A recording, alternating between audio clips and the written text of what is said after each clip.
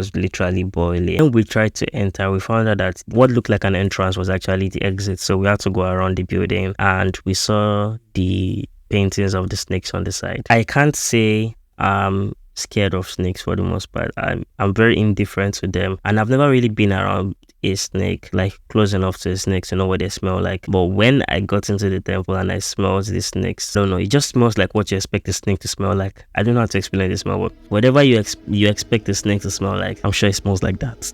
Quick side note, when we got, they told us how much the tickets cost. I think 1,000 sefa per person or 2,000 sefa per person. But when we got there, they were like, oh, after paying for the ticket, if you want to take pictures or videos, you have to pay for that. I think 5,000. They were like, you know what, it's not really that deep, let's go back. And then they called it like, okay, go. When you go there, they might try to charge you for the price to take videos or pictures, but no grief for anybody. As a child or as a teenager, I knew that Benin was known as the voodoo capital of the world, but I never really gave much thought to it. Similarly to snakes, I'm very indifferent about voodoo. Our tour guide, well, I call him a tour guide, but our tour guide for the day was a young looking fellow, spoke English and French to a great level. He put the snake on my neck, and you know, when he put the snake on my neck, I did not have any feelings of fear, be honest. This is not to say that I'm not scared of things, but I did not feel fear. I was more disgusted at how it smelled like. Honestly, the smell was very repulsive. It's not something I want to smell again.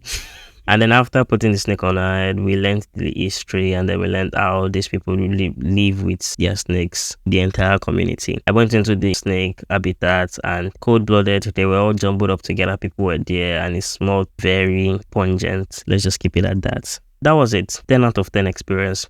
When we left the Python temple, we moved next to the point of no return. I had no idea this was where it was, and Ouidah ended up being more than I expected it to be. On the journey there, I could not help but think about how much I had learned and how much I had grown as a person, because if it was me a couple years ago, I wouldn't have been as open-minded to going through this experience as I am. You might have heard about the point of no return. West Africa's colonial history and slavery history does not need any introduction. Majority of black people outside Africa today can trace their roots back to Western Africa. Well, Western Central Africa, but Western Africa for the most part. Contrary to popular belief, I personally would blame a lot of Africans as much as I would blame the foreigners, because even to date, a lot of non-Africans cannot go into the interlands in Africa without getting myriads of shots and all. So the slave trade, we had our own parts to play, but the point of no return was a slave port in those days. When you were captured at war or you were sold into slavery, this is the last we'll ever see of your land. And I love the fact that it has become a tourist site, but when I was there, it just felt very empty. You were leaving your land to an unknown place. You would never return home. It was a very sickening experience, and the thought of going and never returning. Obviously, it's a tourist site now, but I just can't imagine that this is the site that hundreds of thousands, maybe millions of people saw their lands the last time. I love what Benin Republic has done with their point of no return. Instead of shying away from the history, as dark and unpalatable as it can be, they have really gone the other way and embraced it as much as possible. Yes, this happened. Yes, everybody had their role to play. Definitely, some people had to be blamed more than others, but at the end of the day, this was an horrible time in our history, and rather than shy away from it, let's learn about it. So that was it for me, and it was very nice. It was on a Saturday, so there were kids, there were people from far and wide, there were Africans and non-Africans alike. But I'm going to put you on, you're my person. When you get to the point of no return, especially during peak season like summer, December, or during the weekends, you might find it a little bit overcrowded, but you do not have to deal with that. I know you are a visitor here, but you don't have to deal with that. Less than 100 or so meters the right of the point of no return, you would see another similar setting. Like, I don't know what to call it, but it's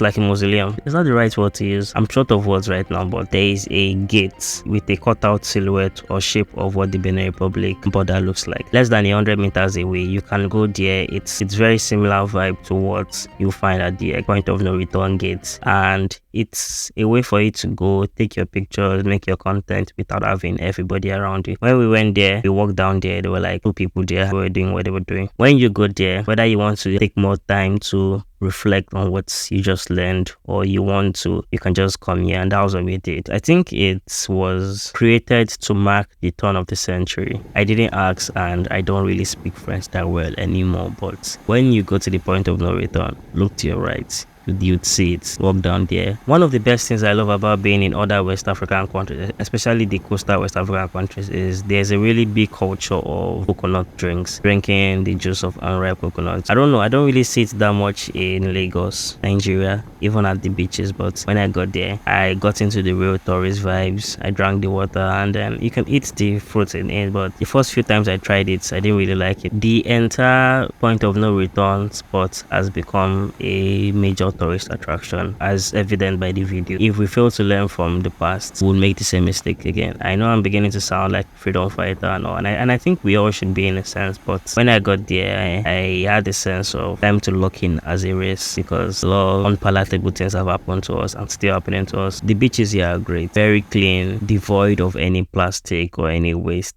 Nobody is coming here to stress you. The last space we visited in Ouidah, technically the first, but I know why you are here, so I rearranged the video. But the last space we're visiting in Ouidah is actually a museum, which is the Museum of the Zinsou Foundation. It's housed in I don't know if it's a new colonial style villa, but it feels very French. It's prominent within Ouidah. When you enter the space, it's very welcoming. I'll give them that. There are a lot of books and albums with paintings too on the walls and on shelves. And obviously we were attracted to Basquiat because of the recent hits from the Nigerian artist Ashake. The picture quality here looks great and it feels very surreal. We were able to go into all the rooms there and it was absolutely free. You can decide to donate on site or later, but it was free. And they're currently having an exhibition until the 9th of October. If you come after that, 9th of October 2024, if you come after that, you might see a different set of paintings and artworks here. I'm not going to go too much into the paintings because I don't feel I'm qualified to do that, but the picture here felt so great and I'm so proud of the work that we did here. You might never be able to visit here either because of time or you're too far from here, but I love the fact that you are at the very least living vicariously through me. Moving on, there were paintings on the ground floor and we didn't have too much time to interpret because this was the first place we visited and we had a lot of places to go. Here's my friend Nosi, and she really got into it throughout the trip. Very amazing experience, to be honest. And after taking this video, we realized that we couldn't be in here, so I think that's why she was laughing. I don't have audio from this trip, to be honest. Before we continue, shout out to my friends Sorayat and Nusi. They really made this trip as great as they did, and I'm forever thankful and happy that I know them. Merci beaucoup. Yep. After exploring downstairs, we went to the top floor, and that was where the nitty-gritty of the attractions were. We got to see a large chunk of the artworks on display, and we got to meet a lot of people that were also visiting. I can only imagine how cute and amazing it to feel to live in somewhere like this.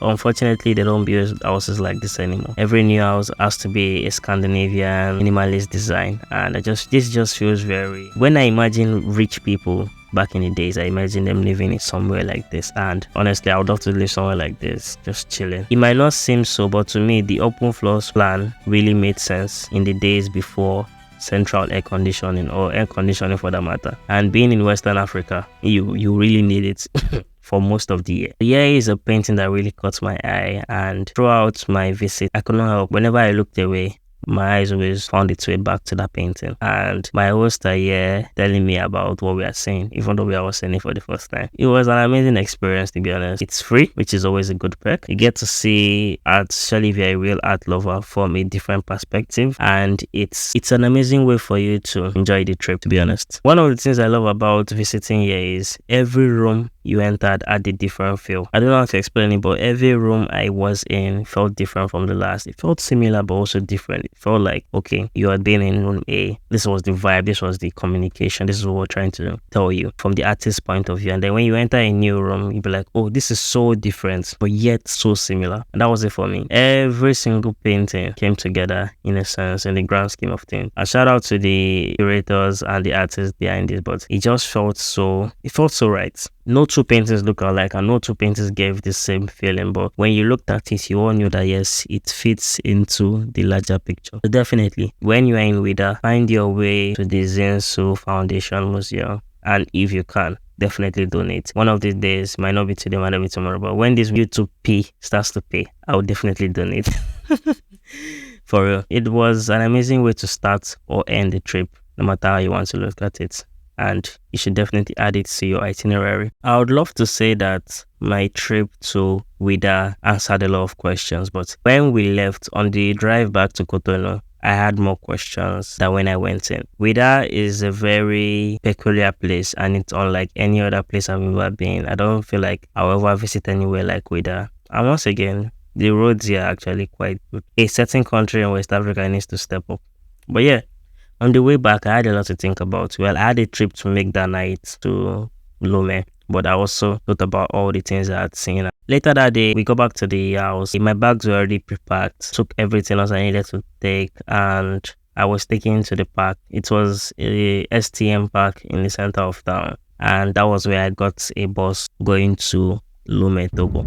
Funny enough, that bus wasn't going to Lome. That was just the first stop. The bus's final destination was, I think, Bamako, Mali. And then I looked at the map. That trip was going to take days. I got to the Benin Togo border at night. It was a night trip. I got there around midnight, and I realized that so I had to pay 4,000 CFA, 2,000 to the Beninois and 2,000 to the Togolese, which was just a mess in itself. I hope you'll be joining me for my videos in Togo. I have some amazing content coming up for you. See you soon.